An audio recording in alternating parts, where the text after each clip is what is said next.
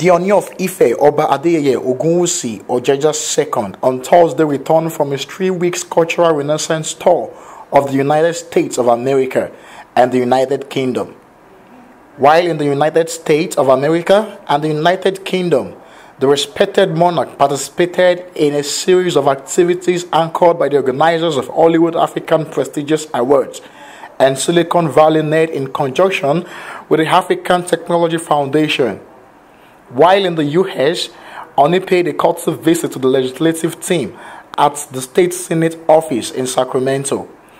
At the Silicon Valley, he had meaningful discussions with leading IT firms including Microsoft, Cisco, IBM, information technology, healthcare investors, and sought areas of collaborations and programs exchanged with Nigerian counterparts. In the United Kingdom, he delivered a hugely applauded speech before his highbrow audience on the need for African governments to include traditional rulers in governance. In this interview with Flip TV on his arrival from the UK, Ooni shared the gains of his cultural renaissance tour, spoke for the first time on the place of Olori in his palace, and some values he learned from his late mother. Thank you very much. You've been away for 3 weeks, out of Ife, out of Nigeria, out of Africa. What really is your mission abroad? Well, my major vision when God brought me to this throne is to blend tradition and modernity. If you look at Nigeria as a whole, as a country, the most populous black nation in the world, you will look at the demography of our population, you will realize that 70% of Nigerians are youth, between the age of 16 and 35. It is saying something. So that means over the last 30, 35 years, the population of Nigeria has increased tremendously because of our youth, our teeming youth. And the same is reflecting in Africa. Africa has doubled in population by the teeming youth, between the age of 16 and 35. Africa now, as a date, is about 1.1 billion, and over 60% of them are youth. It's telling us something. That kind of demographic bracket, they don't really have a strong connection to our culture and our heritage.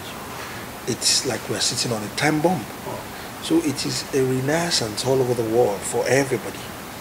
The key people that are connected to our heritage are on the average age of about 50, 55. But the young people now, we need to let them know. We need to do renaissance of our culture, our heritage. That's who we are. And that's the reason why I had to travel. And to the glory of God, very successful trip. I went to Silicon Valley to meet with a lot of companies to blend our infotech potentials and our culture and our heritage, to set up a lot of companies and let them know how youth emancipation initiative that I'm doing can actually get to another level. I belong to this school of thought. I don't like to just talk the talk. I like to walk the talk. All the achievements are there for people to see over the last a year and a half, 2 years, almost 2 years that God has actually brought me to the throne. So the only challenge is the conservative, the elderly are wondering that why am I moving around? But I know why I'm moving around. If I don't move around, they won't understand what our culture is all about. So when we got to Silicon Valley, we partnered with a lot of companies and it really, really worked. The likes of all the Cisco, all the Facebook, Google and all what have you. So they set up a company there that has to do with a relationship between Nigeria and Silicon Valley. So that we will now use that platform to be bringing those companies for labor-intensive operations. We have a lot of youths in Nigeria that are not working. So that we achieved, and we have ticked that. So all we need to do now is follow up. The company is set up already, it's functional, it's running now. So we'll have to start to do that visual exchange. Then I moved to the United Kingdom. I went to Chatham House. To the glory of God, it's actually meant for policymakers and heads of governments. It's a platform, a world platform. Were you invited by the Chatham House? Yes, I was invited by them. And to the glory of God, they were very impressed because I was able to let them know the essence of traditional institution. Because before the advent of modern government, we had traditional institutions across Africa. Africa was one continent, one nation, different kingdoms. There was nothing like Nigeria in 1800. There was nothing like Ghana in 1800, 17th century. There was nothing like different African countries. The name started after the fallout of Berlin Conference in 1884. And 1885, they started this initiative of Scramble for Africa. And they started slicing the continent. So we need to take up responsibility that belongs to us. Nobody will do it for us. So we're able to let the world, using the Chatham House platform, to know that we were the first in terms of civilization. And who were the rulers then? The traditional institutions all over Africa. There was nothing like government. Democracy was coined out of the monarchical system, coined out of it, refined and sent back to us. We are the first to start a lot of things. Governance, civil rights, law and order, trying to make sure that things are working well. So our culture and heritage must be properly blended with everything we're doing. So we need to, it's about time we need to let the world know this. And it is working. It is really, really working. Like I said, to the glory of God, I'm the very first traditional ruler that they brought to Chatham House. And I was able to let them know, and it's very well publicized across the entire Western country. Kabisi, you made a very valid point, on that platform of the Chatham House. Chatham House, you made reason for African government to have a government of inclusiveness, that is, we involve traditional rulers. Do you think you are talking to the right audience, given the fact that African rulers do not have a place for traditional rulers? Well, that's why we're having issues. If you look at Asia, look at India, they didn't jettison their heritage and culture. We have done ours like that, and that's why we're having another major issue. Look at us. The oldest in terms of independence is Ghana. Ghana got independence a year before us in Nigeria, then followed by us and other African countries. It started in the 50s. That movement started in the 50s. And that's how many years ago? That's almost getting to 60 something years. What have we achieved? We forgot our heritage, who we are. It's very important. You see an Indian man, you will know that this is an Indian man. Their culture and heritage is still intact, irrespective of their civilization drive. If you see a Chinese man, their culture, their heritage is still there. They didn't jettison it. They blended it with their civilization drive. And if you see a typical African man, he will rather want the Western culture, and he will leave its own or our own, and that's our problem. That's the fundamental problem we're facing. Is it not a complex issue? Well, we need to come out of it. Maybe we are not. Who is talking about it? If you don't talk about it, people are not going to realize that you're having inherent and natural complex. But this time around, to the glory of God, that's one of my calling. And it is working tremendously. We are getting a lot of result. Our heritage now, when we take it abroad, I go with our heritage and culture, Yoruba heritage and culture. They come out in thousands to welcome us. We don't even invite them. But the Western world, they even want to see. They say, our leaders, they usually come, they don't see these things. So anytime they hear that I'm traveling, they are always very excited. In fact, we have more followers in the Western world than even in Nigeria. A typical example in California. When we got to California, we had more Western people that came to welcome us than even our typical Nigerian. Most Western people, more Caribbean people, more African American people. They are yearning for our heritage. So it's a very beautiful platform, and it's moving like a speed of light all over the world. So the videos are there, the clips are there for everybody to see. And to the glory of God, we won't relent on our effort. So the Chatham House platform worked very well. Then I proceeded, I won an award in Phoenix newspaper, the only positive newspaper in the whole of the United Kingdom, a very highly reputable newspaper in Birmingham, and I was given a humanitarian award, and I went to Birmingham City University for a lot of reciprocity programs, because everything I do in life, I ask myself every time, what have I achieved today?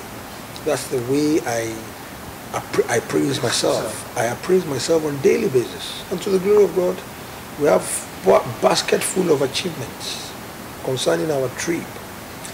We were able to have a very good understanding for a lot of reciprocity programs in Birmingham City University, for a lot of exchange programs, for two universities that I actually have a role to play in. I'm the Chancellor of University of Nigeria, Nsukka, in Enugu State, and I am the landlord of Obafemi Awolowo University, a very foremost university in the whole of continent of Africa.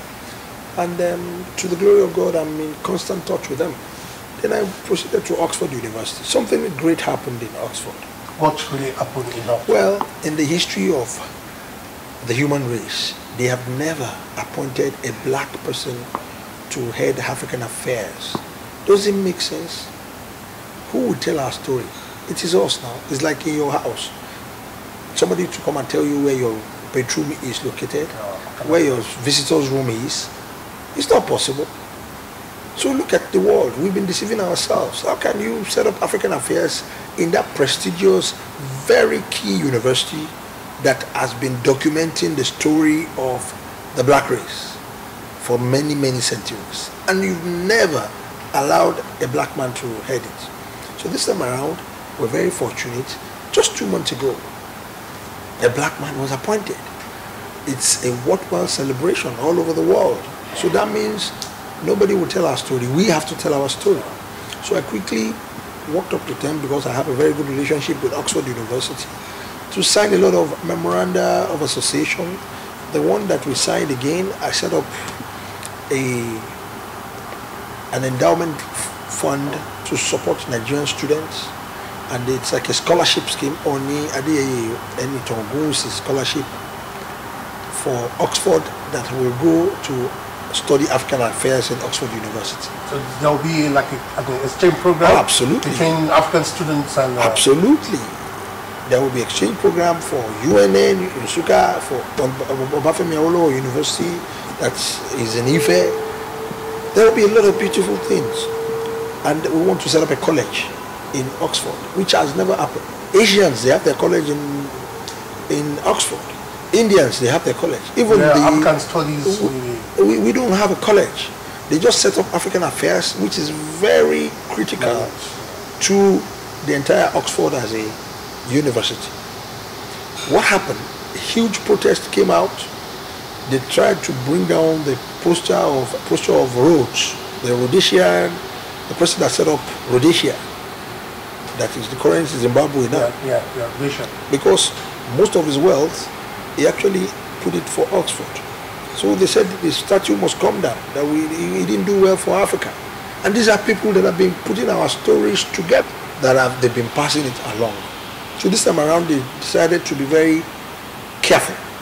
And to the glory of God, they were able to appoint a black person. And providentially, is a professor from Yoruba land, Professor Adibanwi, worthy to be celebrated, to be heading that kind of highly exalted position. So this time around, we need to properly streamline our story. Let them know who we are, our heritage, the oldest monarchy in the world, how it started, we need to let the world know our story. So there was a lot of success in Oxford, and we were able to walk home with something very good that will benefit even youth that never planned that they can have exchange program between Oxford University and the local universities here. Okay, let me go back to the Chatham House lecture that you delivered. You mentioned something about your late mom, and the virtues she left in you. Can you share one of those critical moments, that you always remember your mom? Well, my mom, of blessed memory, very, very disciplined woman, and every time, every day of my life, I remember her. She will tell everybody that I only have 6 houses and 6 cars. You know, and a lot of people don't understand. To the glory of God, I am one of the houses in front of you today. She believes so much in investing and spending time with the children, trying to put them right in a very normal perspective and instill culture and heritage in them. She played a very pivotal role. I give that example in Chatham House, and everybody was thrilled. How I will never forget that story in my life. She told me to go and iron one of her best dresses. And I was very playful at a very tender age. Maybe I was about 12 then. You know, my mom used to let us do things. She will never do anything for us. She can do it, but she will say, I am teaching you. In the future, you will know. I know how to do everything. I know how to cook. I know how to do everything. All domestic work. Thanks to my late mother. So I plugged the iron and I went to play. And she called me and I forgot. I had to quickly rush, not knowing the iron was so hot. And I just put the iron on the dress. My goodness. It was terrible. I would never forget that incident in my life. And I screamed. And she came and she gave me a serious beating. I said, you will pay dearly for what you did. Tí Olúbù ṣe bá pè mí, I couldn't connect the meaning of that.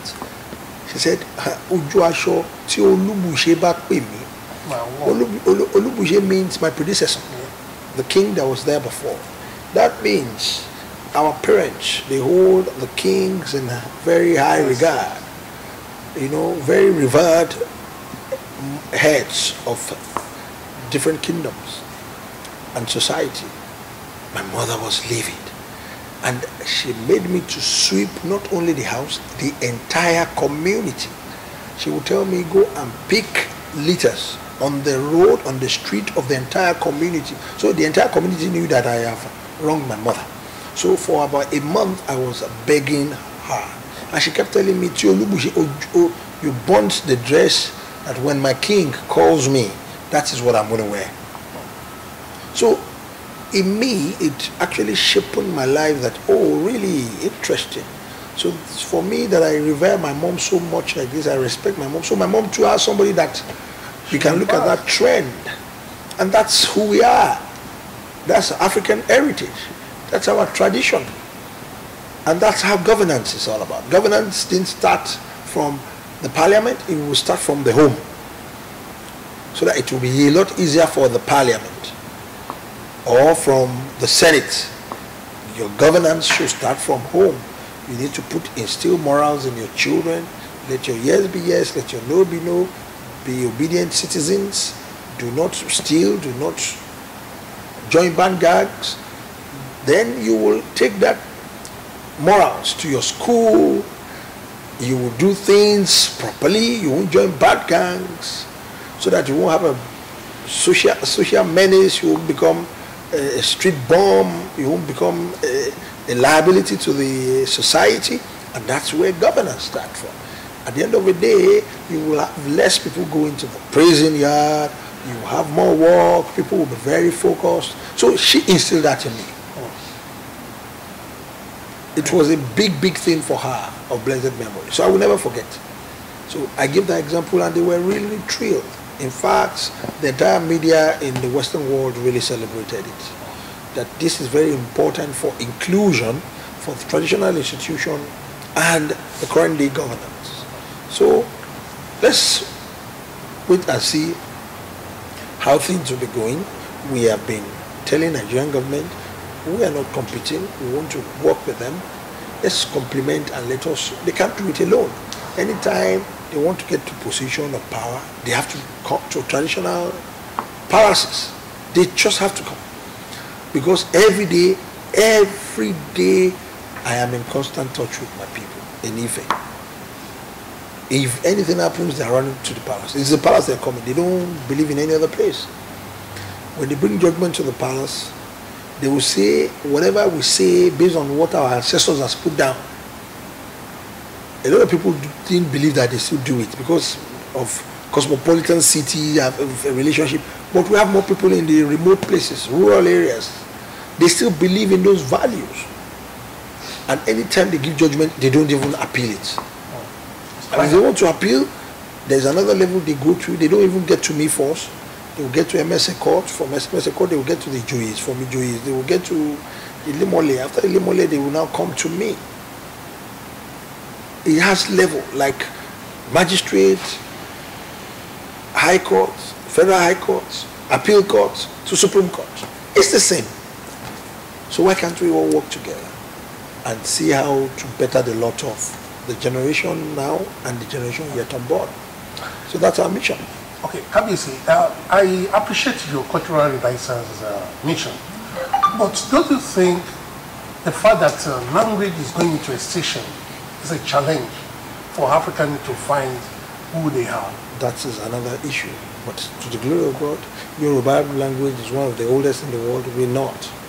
We are trying very hard to bring it up. Yoruba language is not taught in schools. Yeah, parents don't allow their children but now they've brought it back to their curriculum. So we are preaching it. I'm going to several state House of Assemblies. I personally do that to remind them. And I'm happy. Look at Lagos State. Yeah, Lagos is a good example. A good example. A cosmopolitan state. Every Thursday, they speak only Yoruba and they dress Yoruba. Beautiful. A lot of other states, they've actually emulated it. I did poster, 2 million posters. It's called So A Day Yoruba Siomore. And I'm pasting it in all cars. That's one of my social responsibility for Master of Oduduwa Foundation. It is working. A lot of parents have come to Ife. They have called that this has changed the way they think. Seeing that poster, So A Day Yoruba Siomore, it has worked so well. So far so good. Things are going on well. So we will continue to try. I can see you have a paper, you know, a kind of opposition paper of preservation, revival and revitalization of the Yoruba language, culture and heritage. Absolutely. So we want to work with a lot of corporate organizations. Okay. That's what I do. I've given my life, surrendered my life to mankind. Are you winning? And it's true.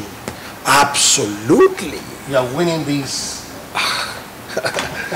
You need to check. Maybe you need look at our culture. Let me give you a good example. The Pathfinder, Ijala, the Sunjala Ode. Yeah. A lot of people didn't know about it, but now they know what they used to do just to pave way. And people love it. Yeah. It's a spectacle each time you are coming. Exactly. Everywhere in the world. Yeah. When I took him to the White House, I took him to see the British monarchy when I went to meet with the royal, the British family. It's not quite peculiar with Ooni of Ife's throne. Is it your own unique way of the stool of Ooni of Ife has 401 deities. And that's just one out of it. Wow. So it's a long reign to the glory of God. So we will be, blending modernity and tradition. So we have to bring out who we are. That's what they say in Yoruba land. And we shouldn't be afraid of our heritage. They love it abroad. Go to Brazil, it's Yoruba, they practice there. Go to Cuba. So why our own? Why are we losing touch? So far so good over the last 1.5 years. Huge, tons of achievement in that focus of blending tradition and modernity. And we have a goal, that set goal, S-E-T. We set things socially, we set things economically, and we set things traditionally. Set. So those are the 3 main focus. And then above all, the throne is for the youth emancipation. So we are making progress. How much involved are other traditional rulers in your vision? I carry everybody along, especially in Yoruba land. I carry them along. Thank God that I still have youthful energy. So I rally around I carry them along. And so far so good, we are all on the same page. Like on this trip, I went with 10 kings from all the states in Southwest.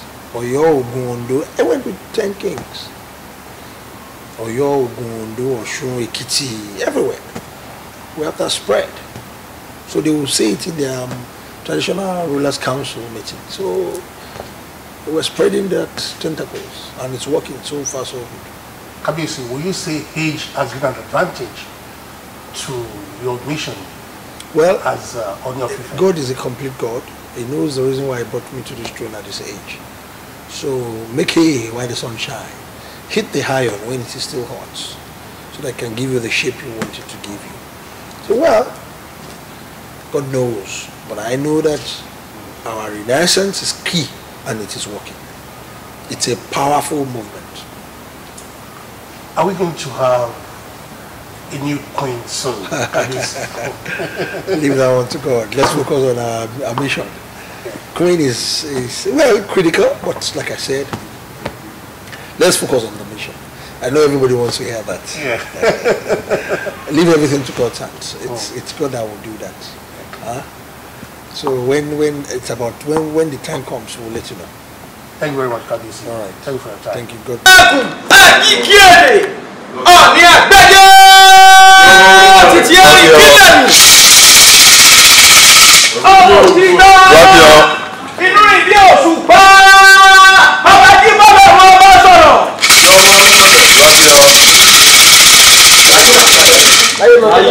Grab your